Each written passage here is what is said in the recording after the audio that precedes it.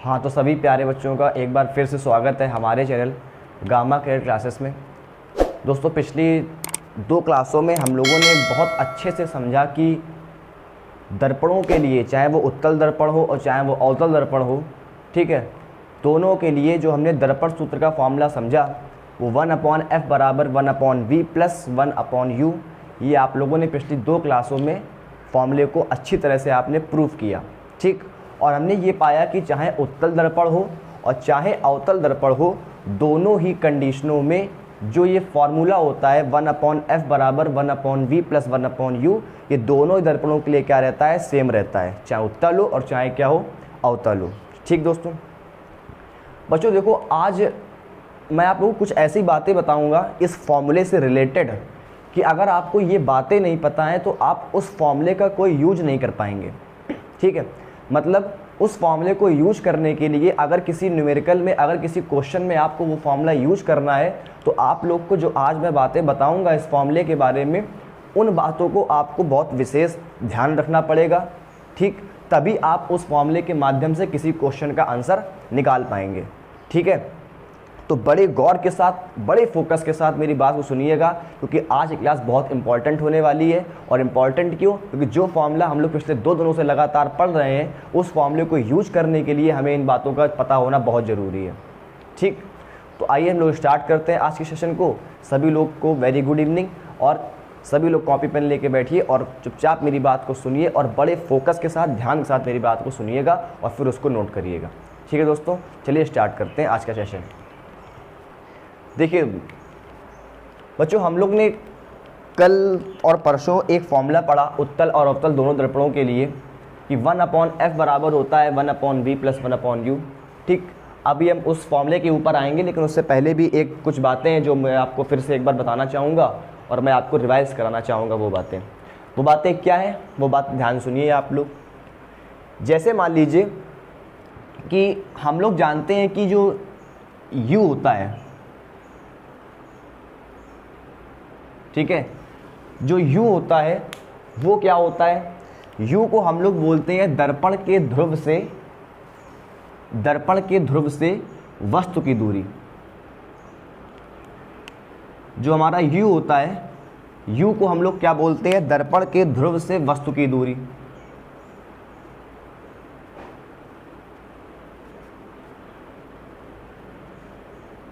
दर्पण के ध्रुव से बिंब की दूरी या वस्तु की दूरी, बात एक ही है। ठीक, इसके बाद जो v होता है, ये क्या होता है, ये होता है दर्पण के ध्रुव से प्रतिबिंब की दूरी।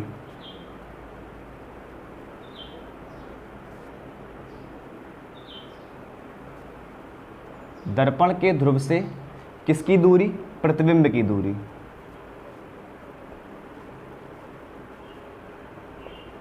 और अगर मैं बात करूं f की, क्योंकि 1/f बराबर 1/v प्लस 1/u में क्या क्या आता है, u आता है, v आता है और f आता है। ये फॉर्मूला u, v और f के बीच में संबंध को दिखाता है, यानी कि इनके बीच रिलेशन को वो फॉर्मूला शो करता है। तो हम इन्हीं तीनों के बारे में चर्चा कर रहे हैं। और f को हम लोग क्या बोलते हैं, f को हम लोग बोलते हैं दर्पण की फोकस दूरी। f को हम लोग बोलते हैं दर्पण की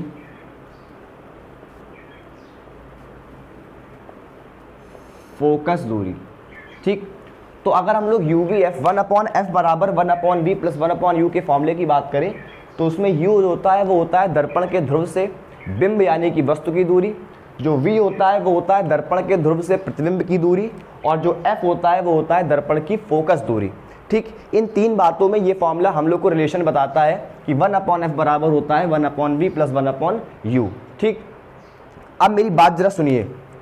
अगर मान लीजिए मैं एक अवतल दर्पण की बात करूं, जैसे मान लीजिए कि मैंने एक अवतल दर्पण बनाया। अवतल दर्पण में क्या होता है कि अवतल दर्पण के उभरे हुए भाग में क्या होती है, पॉलिश होती है। इसलिए हमने इस अवतल दर्पण के उभरे भाग में क्या कर दी, पॉलिश कर दी। ये दर्पण का क्या है, ध्रुव। ये दर्पण का क्या है, ध्रुव P है। इसके बाद दर्पण जिस गोले का एक भाग होता है उसका ये हो जाएगा वक्रता केंद्र, और यहाँ पर हो जाएगा क्या, फोकस। यानी ये हो जाएगा हमारा वक्रता केंद्र C, और ये क्या हो जाएगा हमारा फोकस। मैं एक बात आपको यहाँ पर बताना चाहूँगा कि जो ये बच्चे आज क्लास में पहली बार आए हैं, जिनको ये सब बातें समझ में अगर आएंगी तो वो क्या होगा कि वो पहले वाली जो 10 लेक्चर हो चुके हैं, ये आज 11वां लेक्चर है, 10 लेक्चर जो हो चुके हैं आपके रे ऑप्टिक्स के, उसको आप लोग एक एक करके बिल्कुल लाइन से देखते हुए यहाँ तक आइए, ताकि आपको यहाँ पर मेरी बातें सब अच्छे से समझ में आए कि मैं क्या समझाना चाहता हूँ। ठीक, और जो बच्चे लगातार देखते हुए आ रहे होंगे उनको आज की क्लास में बहुत अच्छा लगेगा और वो हर चीज़ को समझ पाएंगे। ठीक, तो जो लोग नहीं देखें वो प्लीज़ जाकर के पहले प्लेलिस्ट में जाकर के पूरे वीडियो एक साथ पहले देख लें, फिर इसको देखें, आपको बहुत अच्छी समझ में आएगा। ठीक, तो ये दोस्तों हमारा हो गया ध्रुव। बच्चों ये हो गया फोकस, और ये क्या है, वक्रता केंद्र। हम इसका द्वारक क्या मानेंगे, M1 और M2, ये हमने इसका क्या मान लिया, द्वारक मान लिया। अब हम लोग जानते हैं कि अगर हम लोग अवतल दर्पण की बात करें, ये दर्पण कौन सा है, ये किस दर्पण की बात कर रहे हैं हम लोग, अवतल दर्पण की।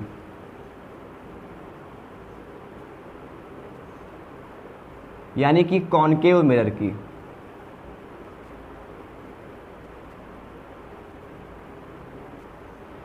तो अगर हम लोग अवतल दर्पण यानी कॉनकेव मिरर की बात करें, तो मैंने आप लोग को बताया था कि इस कंडीशन में प्रकाश किरण कैसे आएगी।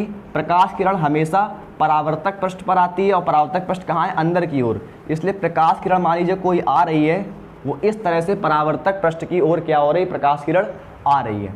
तो अगर कोई प्रकाश किरण परावर्तक पृष्ठ की ओर आ रही है, तो उस कंडीशन में क्या होगा कि अगर मैं यहां पर U की बात करूं, तो मैंने आप लोग को एक कॉन्सेप्ट बताया था कि सारी दूरियां, U क्या है, वस्तु की दूरी दर्पण के ध्रुव से। अगर मान लीजिए हम लोग सारी दूरियां किस में लेंगे, दर्पण के ध्रुव से ही लेंगे। और दूसरा कॉन्सेप्ट मैंने आपको ये बताया था कि अगर हम लोग प्रकाश किरण की दिशा में चलेंगे तो प्लस साइन के साथ चलेंगे, अगर विपरीत चलेंगे प्रकाश किरण की दिशा के तो माइनस चिन्ह के यानी कि नेगेटिव के साथ हम लोग चलेंगे। ठीक, तो अब देखिए, अगर मान लीजिए यहाँ पर कोई एक वस्तु रखी है, यहाँ पर कोई एक वस्तु रखी थी जिससे कि प्रकाश किरण ये वाली चल रही है।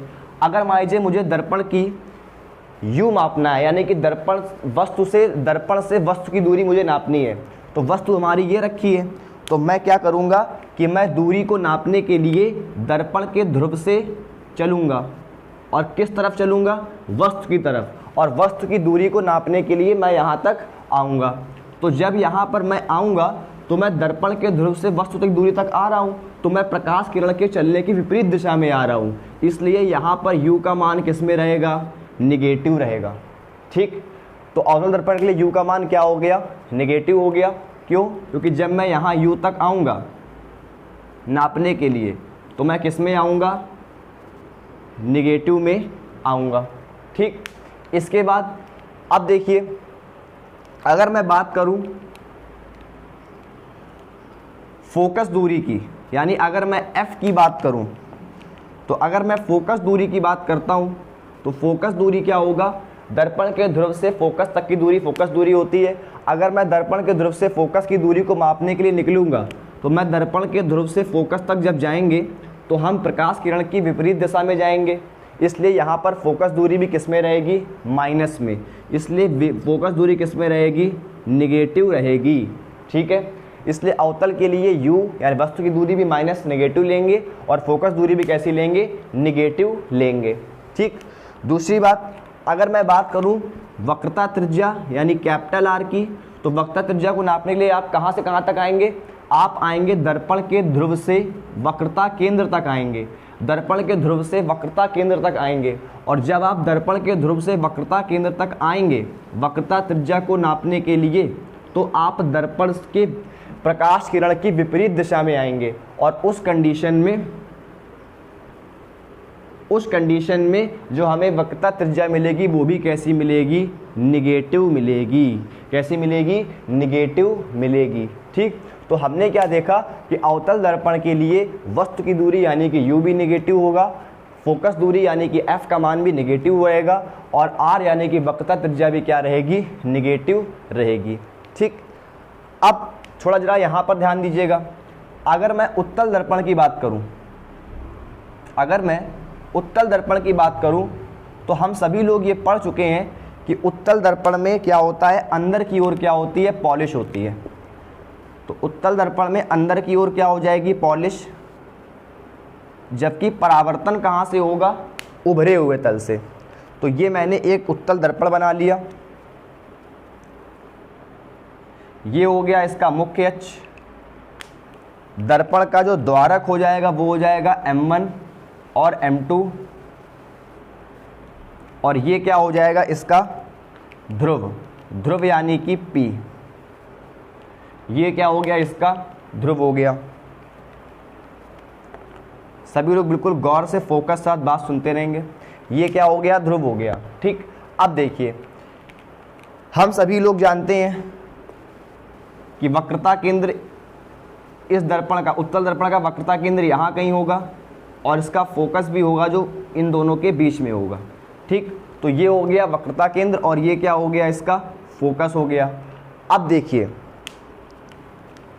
ये हो गया इसका वक्रता केंद्र और ये हो गया इसका फोकस। अब जरा बात को ध्यान सुनिएगा। हम लोग उत्तल दर्पण में हम लोग ने पढ़ा था क्या, अब देखिए, अगर जैसे मान लीजिए ये फोकस है, ये और ये क्या है, वक्रता केंद्र है। वस्तु हमेशा कहाँ रखी होगी, वस्तु रखी होगी दर्पण के परावर्तक पृष्ठ के सामने। जैसे यहाँ पर अंदर वाला तल परावर्तक पृष्ठ था, इसलिए वस्तु परावर्तक पृष्ठ के सामने रखी थी। उसी प्रकार ये वाला तल परावर्तक पृष्ठ है अब की बार, तो परावर्तक पृष्ठ के सामने वस्तु रखी होगी। तो हमने मान लीजिए वस्तु हमारी यहाँ कहीं पर एक वस्तु रखी है। अगर हमारी वस्तु यहाँ कहीं पर रखी है तो उस कंडीशन में क्या होगा कि जैसे मान लीजिए अगर मुझे वस्तु की दूरी नापनी है, ठीक, अगर मुझे वस्तु की दूरी नापनी है, यानी कि अगर मुझे u का मान पता करना है कि निगेटिव रहेगा कि पॉजिटिव रहेगा, तो ध्यान सुनिएगा। अगर मुझे u मतलब वस्तु की दूरी नापनी है तो मैं क्या करूँगा, दर्पण के ध्रुव से मैं कहाँ तक आऊँगा, वस्तु की दूरी तक मैं उसको नापने के लिए आऊँगा। तो मैं क्या देख रहा हूँ कि जब प्रकाश किरणें इस वस्तु से चलेंगी तो प्रकाश किरण चलेंगे इस डायरेक्शन में और हम कहाँ आ रहे हैं, इस डायरेक्शन में, यानी कि हम प्रकाश किरण के विपरीत चल रहे हैं। यानी वस्तु की दूरी को नापने के लिए हमें क्या करना पड़ेगा, इसके विपरीत चलना पड़ेगा। इसलिए यहाँ पर u का मान क्या हो जाएगा, निगेटिव। तो यहाँ पर u का मान क्या हो जाएगा, निगेटिव। यानी कि उत्तल दर्पण में भी हमने क्या देखा कि u का मान हमको किस में मिलेगा, निगेटिव मिलेगा, और जबकि अवतल में भी क्या मिल रहा था, हम लोग को निगेटिव मिल रहा था। ठीक, अब अगर हम लोग बात करें f की, फोकस दूरी की, तो हम लोग जानते हैं कि फोकस दूरी के लिए हम लोग को दर्पण के ध्रुव से फोकस तक जाना पड़ेगा। तो अगर हम लोग दर्पण के ध्रुव से फोकस दूरी को नापने के लिए जाएंगे तो हम किस डायरेक्शन में जाएंगे, प्रकाश किरण के चलने की दिशा के, मतलब जिस दिशा में प्रकाश किरण जा रही है उसी दिशा में हम भी जाएंगे। इसलिए फोकस दूरी का मान क्या रहेगा, प्लस। इसलिए आपने क्या देखा कि उत्तल दर्पण में फोकस दूरी किसमें लेंगे, पॉजिटिव, जबकि अवतल में किसमें लेंगे, निगेटिव। अब अगर हम लोग बात करें वक्रता त्रिज्या यानी r की, अगर हम लोग वक्रता त्रिज्या की बात करें तो वक्रता त्रिज्या में भी क्या हम लोग को दिखाई दे रहा है कि वक्रता केंद्र तक हम लोग को जाना पड़ेगा ध्रुव से। तो अगर हम लोग ध्रुव से वक्रता केंद्र तक वक्रता त्रिज्या को नापने जाते हैं तो उस कंडीशन में हम लोग प्रकाश किरण के चलने की दिशा में चलेंगे। जिस दिशा में प्रकाश किरण जाएगी उसी दिशा में हम भी चलेंगे। इसलिए उत्तल दर्पण के लिए r का मान पॉजिटिव लेंगे। इसलिए उत्तल दर्पण के लिए r का मान क्या लेंगे, पॉजिटिव लेंगे।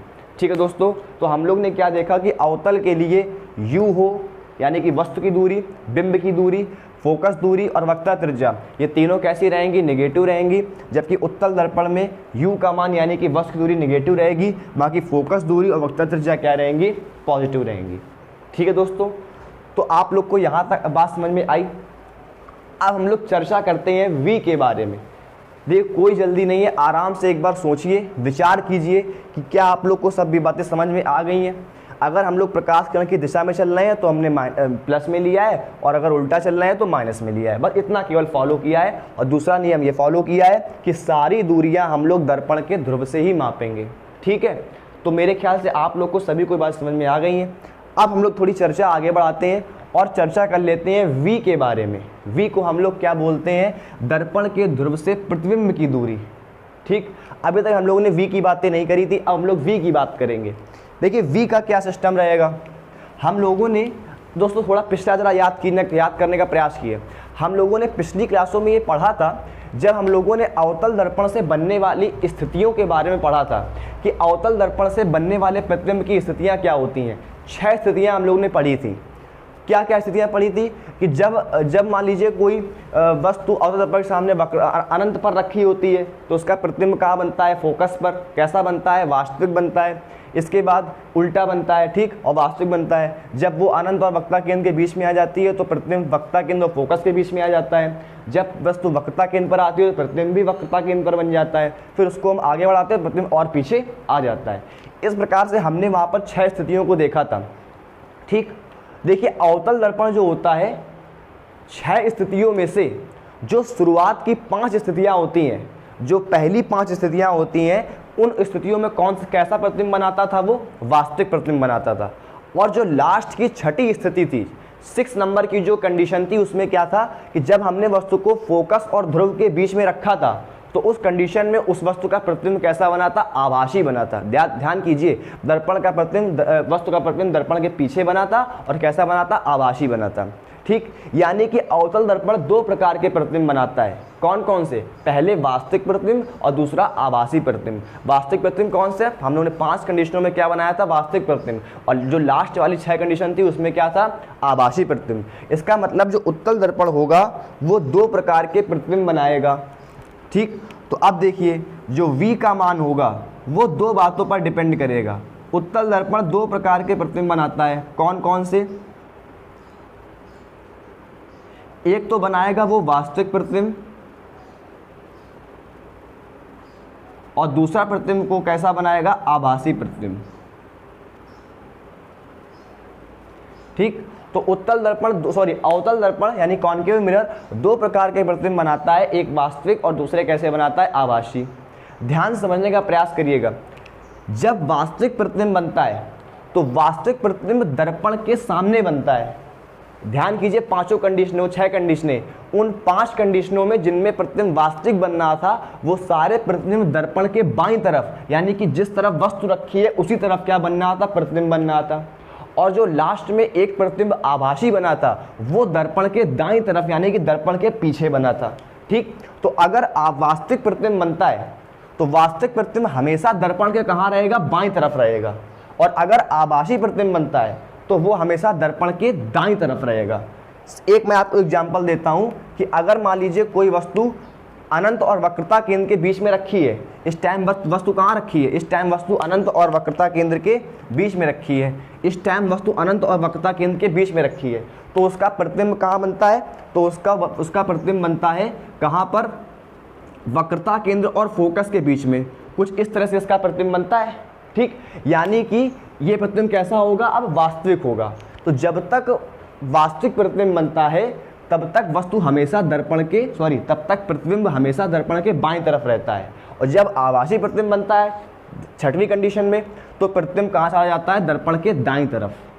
और अब ध्यान कीजिए, जब तक प्रतिबिंब वास्तविक बनेगा तब तक वो दर्पण के बाईं तरफ बनेगा और तुम तब तक दूरी को मापने के लिए, प्रतिबिंब की दूरी को मापने के लिए कहाँ आओगे? बाईं तरफ आओगे। और जब भी तुम बाईं तरफ आओगे तो तुम किरण के हमेशा कैसे चलोगे? विपरीत चलोगे। मेरी बात को बहुत गौर से सुनिएगा। जब भी मैं क्या कह रहा हूँ आपसे कि जब भी प्रतिबिंब वास्तविक बनेगा तो वो हमेशा दर्पण के बाईं तरफ बनेगा। जैसा कि हम लोग देखते आ रहे हैं, पिछली 6 कंडीशनों में हम लोगों ने देखा अवतल दर्पण की कि जब वास्तविक प्रतिबिंब बनना था तब तक प्रतिबिंब बाईं तरफ था और जब लास्ट बार आभासी बना था तो वो दाईं तरफ चला गया था। इसलिए अगर प्रतिबिंब ये वास्तविक बनेगा तो तब तक वो क्या रहेगा? दर्पण के बाईं तरफ रहेगा। और दर्पण के बाईं तरफ रहेगा तो हम प्रतिबिंब की दूरी को नापने के लिए बाईं तरफ आएंगे। और अगर हम बाईं तरफ चलेंगे दर्पण के ध्रुव से तो हम किरण के विपरीत चलेंगे। उस कंडीशन में क्या रहेगा? V का मान माइनस रहेगा। तो उस कंडीशन में V का मान किस में रहेगा? माइनस में रहेगा, निगेटिव। और जब प्रतिबिंब आभासी बनेगा तो वो दर्पण के दाईं तरफ बनेगा। और जब हम दर्पण के दाईं तरफ दूरी मापने के लिए जाएंगे तो उस कंडीशन में हम किरण के दिशा में चलेंगे, और कैसा रहेगा, v का मान पॉजिटिव रहेगा। ठीक, सभी लोग मेरी बात को बहुत गौर से सुनेंगे और बहुत गौर से समझेंगे।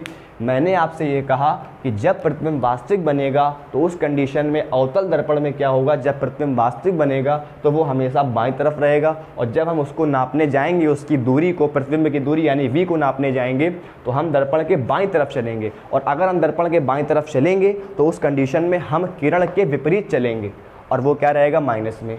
अगर आभासी होगा तो वो दाईं तरफ होगा, हम दाईं तरफ जाएंगे तो पॉजिटिव रहेगा। बात समझ में आई?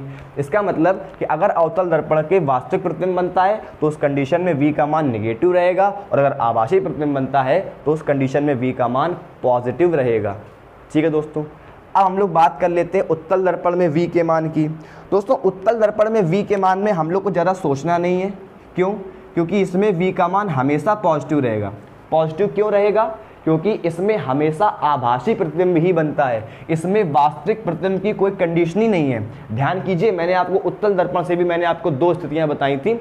उन दो स्थितियों में प्रतिबिंब कैसा बनता है, आभासी। उत्तल दर्पण हमेशा आभासी प्रतिबिंब बनाता है। ठीक है, इसलिए इसमें ई का मान क्या रहेगा, हमेशा पॉजिटिव रहेगा। बिना सोचे समझे v का मान पॉजिटिव लोगे। कब? जब उत्तल दर्पण की बात चल रही होगी। ठीक, इसलिए उत्तल दर्पण में ध्यान रखना कि v का मान हमेशा किस में रहेगा, पॉजिटिव में, क्योंकि उत्तल दर्पण हमेशा आभासी प्रतिबिंब ही बनाएगा। अवतल दोनों बनाता है, वास्तविक भी और आभासी भी। ठीक है, तो आप लोग u, v, f और r के इन चिन्हों को हमेशा ध्यान रखेंगे, अपने माइंड में सेट करके रखेंगे। मैंने आपको एक भी चीज़ रटवाई नहीं है अभी तक, और ना मैं रटवाता हूँ कभी, क्योंकि आप लोग को मैं हर चीज़ का रीजन बता रहा हूँ कि ऐसा क्यों है। बात समझ में आ रही सभी लोग को?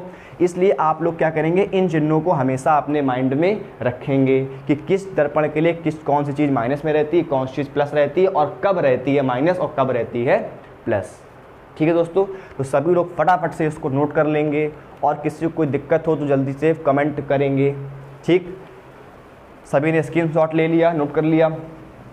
तो दोस्तों, अब हम लोग क्या करते हैं, अब हम लोग इसके आगे बढ़ेंगे, और आगे बढ़ने पर मैं आपको एक बड़ी इंटरेस्टिंग चीज़ अभी बताऊंगा कि आप लोग कैसे 1/f बराबर 1/v प्लस 1/u वाले फॉर्मूले को यूज करेंगे, और उसको यूज करते वक्त आप क्या क्या सावधानी रखेंगे।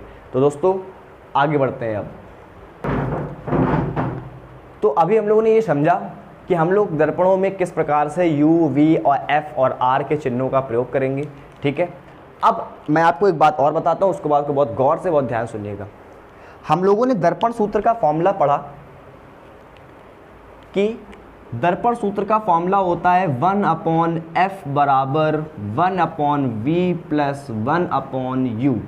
ये हम लोगों ने दर्पण सूत्र का फॉर्मूला पढ़ा। ये फॉर्मूला चाहे उत्तल दर्पण हो चाहे अवतल दर्पण हो, दोनों ही दर्पणों के लिए ये फॉर्मूला रहेगा। ये फॉर्मूला हमें u, v और f के बीच में रिलेशन बताता है कि u, v, f का क्या संबंध है।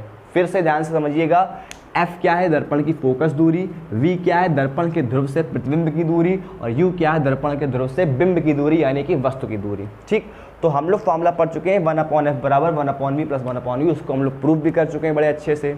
ठीक है, सभी लोग क्या करेंगे, जिसको डेरिवेशन देखना हो, डेरिवेशन जिसका छूटा हो, वो पिछली दो क्लासों को देख ले। पिछली वाली क्लास में उत्तल दर्पण से और उसके पिछली वाली क्लास में अवतल दर्पण से दोनों की मैंने फॉर्मूले की प्रूविंग करवाई है।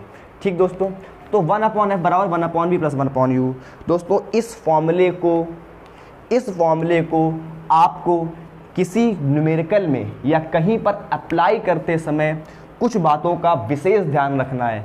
इन बातों के बिना ये फॉर्मूला अधूरा है। तो पहली बात आपको जो अपने माइंड में रखनी है, जब भी आप इस फॉर्मूले को यूज करेंगे, तो पहली बात आपको माइंड में क्या रखनी है कि u, v, f को जिस भी दर्पण की बात न्यूमेरिकल में की जा रही है, आपको u, v और f के मान हमेशा चिन्ह के साथ रखने हैं।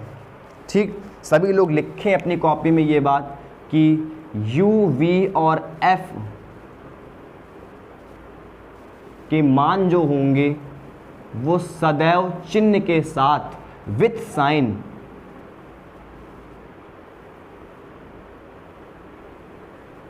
चिन्ह के साथ रखेंगे।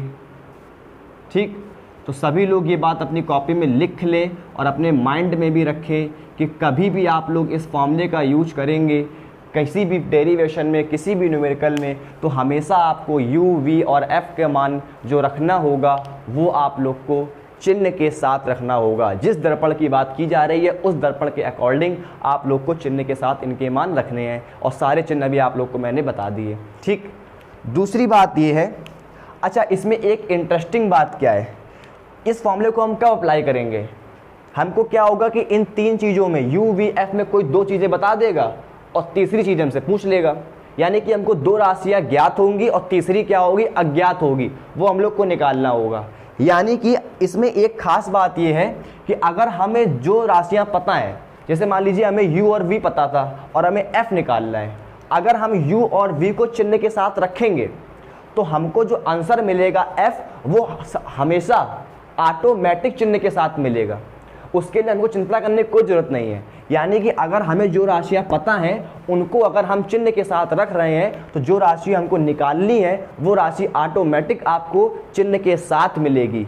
ठीक है, यही इस फॉर्मूले की खास बात है, क्या कि जो राशियाँ हम लोग को पता है अगर हमने उनको अपने चिन्ह के अकॉर्डिंग सही से रख लिया तो हमें जो राशि निकालनी होगी वो हमें ऑटोमेटिक चिन्ह के साथ मिलेगी। हमें उसके चिन्ह की कोई चिंता, हमें उसके साइन की कोई चिंता नहीं करनी है, वो राशि अपने आप अपने साइन के साथ, अपने चिन्ह के साथ एडजस्ट हो जाएगी। ठीक है दोस्तों, तो आप लोग को पहला पॉइंट क्या याद रखना है कि u, v और f के मान, इनमें से जो राशियों के मान हमको पता होंगे उन राशि का जब हम लोग मान रखेंगे तो हम लोग चिन्ह के साथ रखेंगे। ठीक, और दूसरी सावधानी इसमें आप लोग को ये रखनी है इस फॉर्मूले को अप्लाई करते वक्त कि u, v और f ये तीनों एक ही मात्रक में होने चाहिए, मतलब इनका यूनिट भी सेम होना चाहिए। एक ही मात्रक यानी कि यूनिट में होने चाहिए। ठीक है, तो दूसरी सावधानी ये है कि u, v, f ये तीनों ही एक ही मात्रक में होने चाहिए, यानी कि इनका यूनिट सेम होना चाहिए।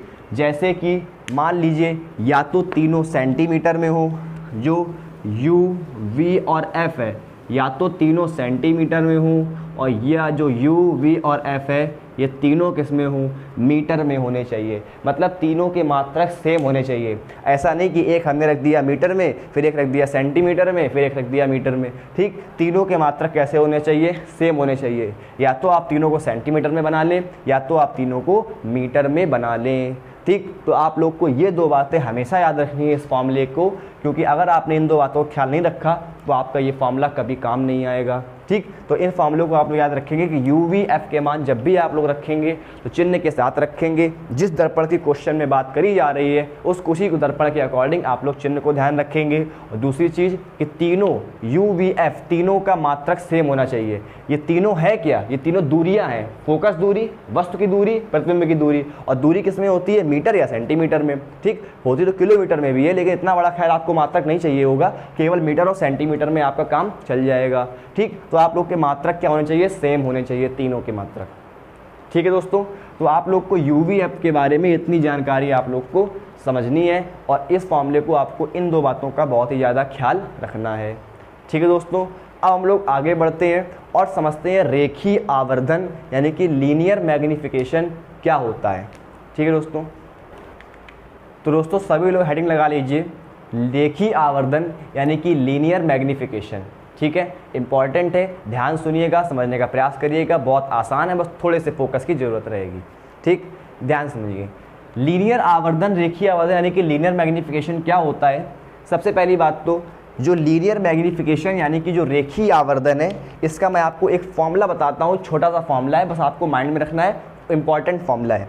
रेखीय आवर्धन का जो फॉर्मूला होता है, अगर लोग इसके फॉर्मूले की बिल्कुल विस्तार से बात करें तो रेखीय आवर्धन का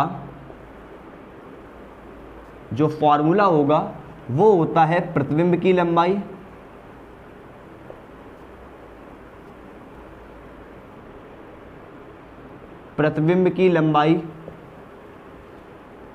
बटे बिंब की लंबाई। ठीक, ये आपको बिल्कुल बेसिक फॉर्मूला याद रखना है कि रेखीय आवर्धन का फॉर्मूला होता है प्रतिबिंब की लंबाई बटे बिंब की लंबाई, प्रतिबिंब की लंबाई बटे वस्तु की लंबाई यानी कि बिंब की लंबाई। दूसरी बात, रेखीय आवर्धन को हम लोग प्रेजेंट करते हैं स्मॉल m से। किससे? स्मॉल m से। रेखीय आवर्धन होता है स्मॉल m से, और प्रतिबिंब की लंबाई, प्रतिबिंब यानी कि HI अपॉन HO,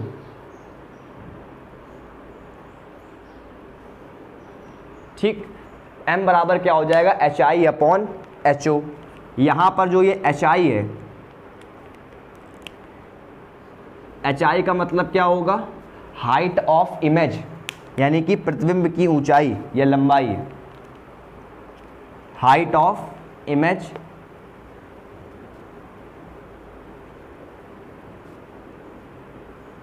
यानी प्रतिबिंब की लंबाई, और HO जो होगा वो होगा हाइट ऑफ ऑब्जेक्ट। बिंब को इंग्लिश में क्या बोलते हैं? ऑब्जेक्ट, यानी कि वस्तु की लंबाई या बिंब की लंबाई।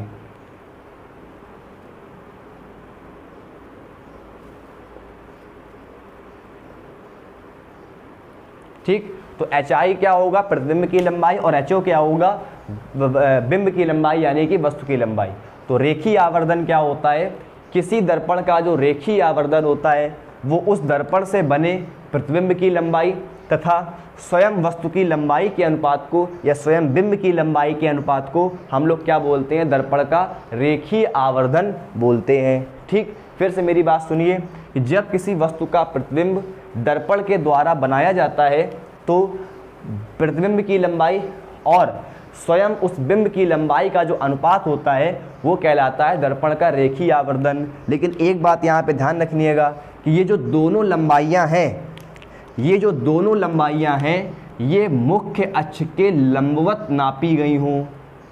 इस बात को भी आप ज़रूर बोलेंगे कि जबकि दोनों लंबाइयाँ मुख्य अक्ष के लंबवत नापी गई हों, ये विशेष बात आपको ज़रूर बोलनी है। क्या?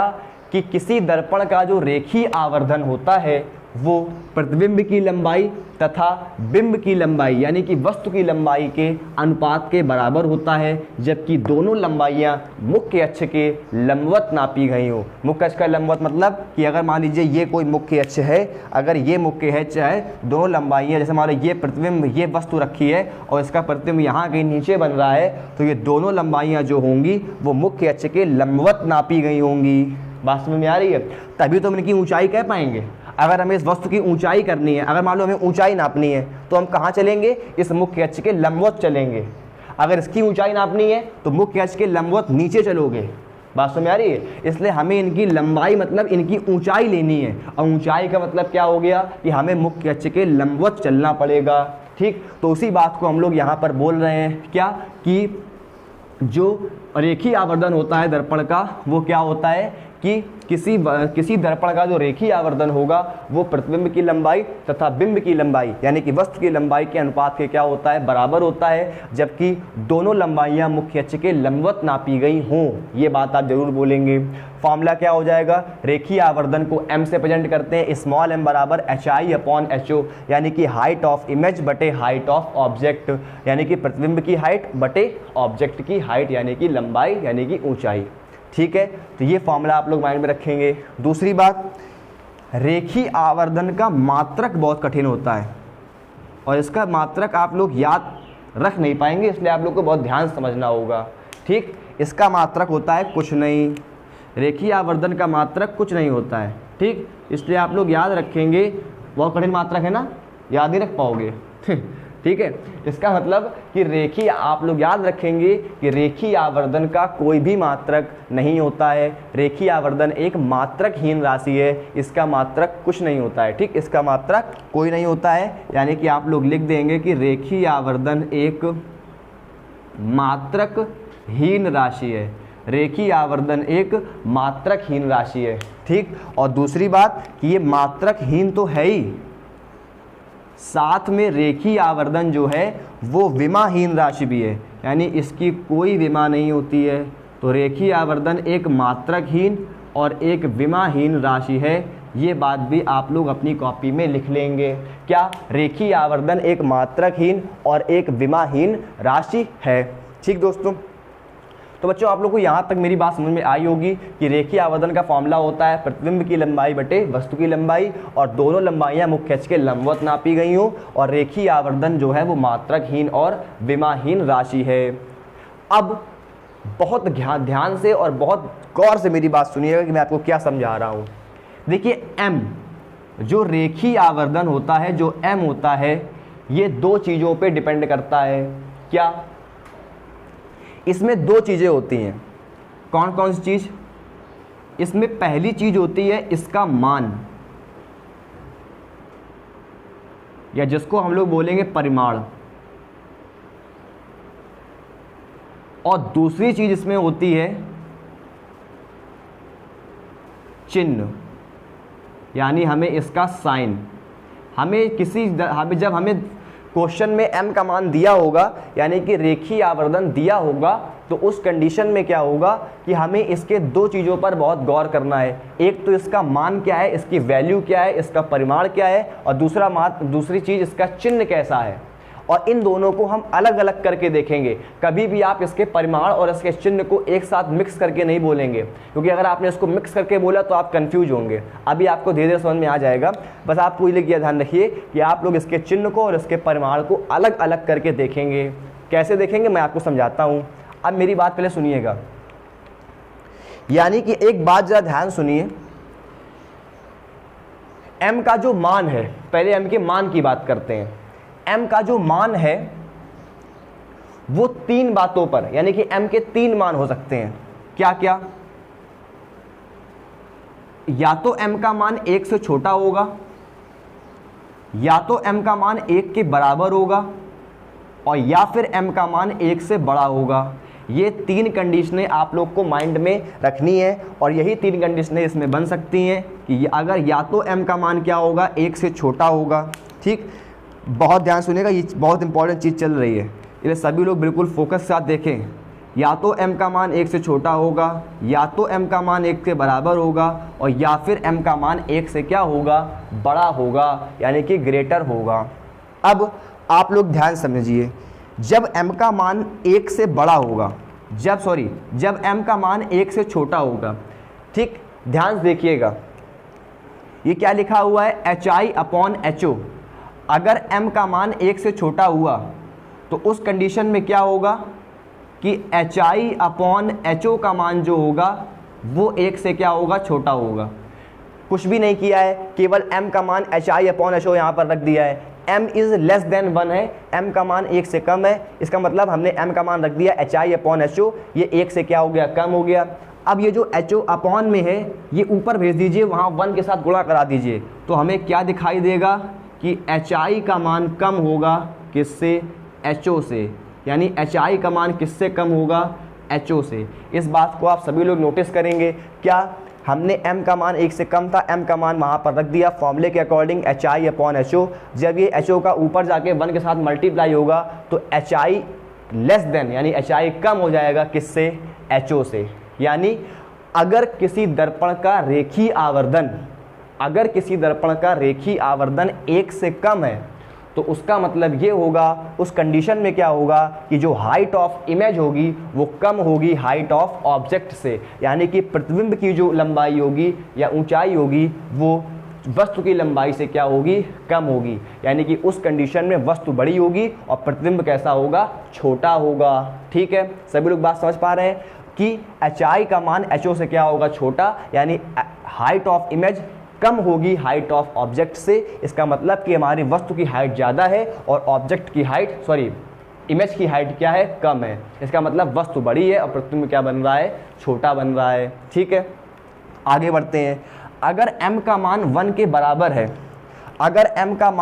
बराबर है, तो उस कंडीशन में HI/HO का मान भी हम क्या कहेंगे कि ये 1 के बराबर है।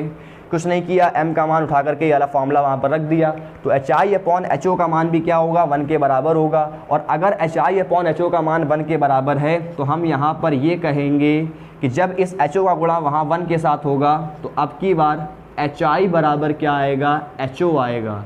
यानी कि उस कंडीशन में हाइट ऑफ इमेज इक्वल होगी हाइट ऑफ ऑब्जेक्ट के, यानी कि प्रतिबिंब की लंबाई और वस्तु की लंबाई ये दोनों ही क्या होंगी, बराबर होंगी। जितनी ऊंची हमारी वस्तु होगी उतना ही ऊंचा हमारा क्या बनेगा, प्रतिबिंब बनेगा। ठीक, m का मान 1 के बराबर होगा। ठीक, अब आप लोग एक बात यहाँ पर पिछली क्लास की बात ध्यान करिए, मतलब पिछली कुछ क्लासों की बात ध्यान रखिए। जब मैंने आप लोग को अवतल दर्पण के सामने कोई वस्तु वक्रता केंद्र पर रखी थी तो उसका प्रतिबिंब भी कहाँ बन रहा था, वक्रता केंद्र पर बन रहा था। और कैसा बन रहा था, वस्तु के बराबर बन रहा था। इसका मतलब कि वहाँ पर प्रतिबिंब की जो ऊंचाई थी वो वस्तु की ऊंचाई के बराबर बन रही थी। इसका मतलब कि उस समय दर्पण का आवर्धन क्या होगा, 1, m का मान क्या होगा, 1 होगा। बात समझ में आ रही है? हर चीज़ को रिलेट करिए एक दूसरे से। ठीक, आगे बढ़ते हैं। अब अगर मान लीजिए कि m का मान 1 से बड़ा है, अगर m का मान 1 से बड़ा है तो उस कंडीशन में हम ये कहेंगे कि HI/HO का मान जो है वो 1 से बड़ा है, यानी 1 से ज़्यादा है। उस कंडीशन में अगर HO का गुणा यहाँ 1 के साथ होगा तो यहाँ पर निकल के आएगा कि HI का मान बड़ा होगा किससे, HO से। यानी HI का मान बड़ा होगा किससे, HO से। यानी कि इस लास्ट वाली कंडीशन में जब m का मान 1 से बड़ा होगा तो उस कंडीशन में प्रतिबिंब की जो ऊंचाई होगी या लंबाई होगी वो ज़्यादा होगी किससे, वस्तु की लंबाई से। यानी कि प्रतिबिंब जो होगा वस्तु से कैसा बनेगा, बड़ा बनेगा। ठीक है, तो तीनों ही कंडीशनें आपको समझ में आई होंगी कि जब m का मान 1 से छोटा होगा तो उस कंडीशन में प्रतिबिंब की ऊंचाई कम होगी किससे, वस्तु की ऊंचाई से, वस्तु की लंबाई से। जब m का मान बड़ा होगा तो प्रतिबिंब और वस्तु दोनों की लंबाइयाँ क्या होंगी, बराबर होंगी। और जब m का मान 1 से बड़ा होगा तो उस कंडीशन में HI/HO से बड़ा होगा, यानी प्रतिबिंब की ऊंचाई ज़्यादा होगी और वस्तु की ऊंचाई कम होगी। ठीक है दोस्तों, ये तो थी इसके परिमाण की बात, यानी m का मान, ये केवल परिमाण की बात कर रहे हैं, अभी हम चिन्ह की बात नहीं कर रहे हैं। ठीक, ये यानी कि m का परिमाण या तो 1 से कम होगा, m का मान या तो 1 के बराबर होगा और m का मान या तो 1 से अधिक होगा। इन तीनों में कोई एक कंडीशन आपको दिखाई देगी तो आप लोग को इस प्रकार से समझना है, इस प्रकार से काम करना है। ठीक, इसके क्वेश्चन ही पेपर में बहुत बनते हैं, तो आप लोग इस सब बातों को अपने कॉपी में लिखते रहेंगे और ध्यान से नोट करते रहेंगे।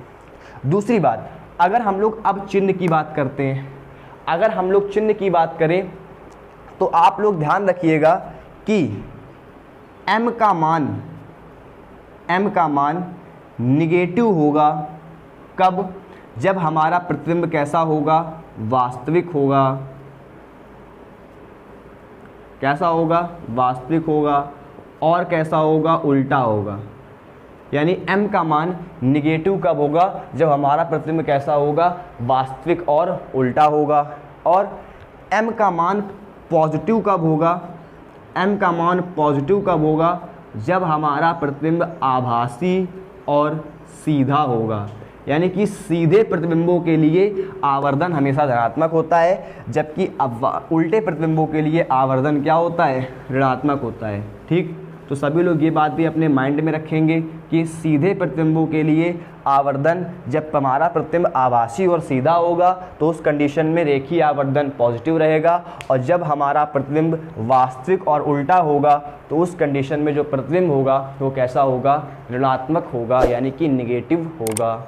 ठीक, तो जब आभासी और सीधा प्रतिबिंब होगा तो आवर्धन धनात्मक, और जब वास्तविक और उल्टा प्रतिबिंब होगा तो आवर्धन कैसा होगा, ऋणात्मक होगा। ठीक।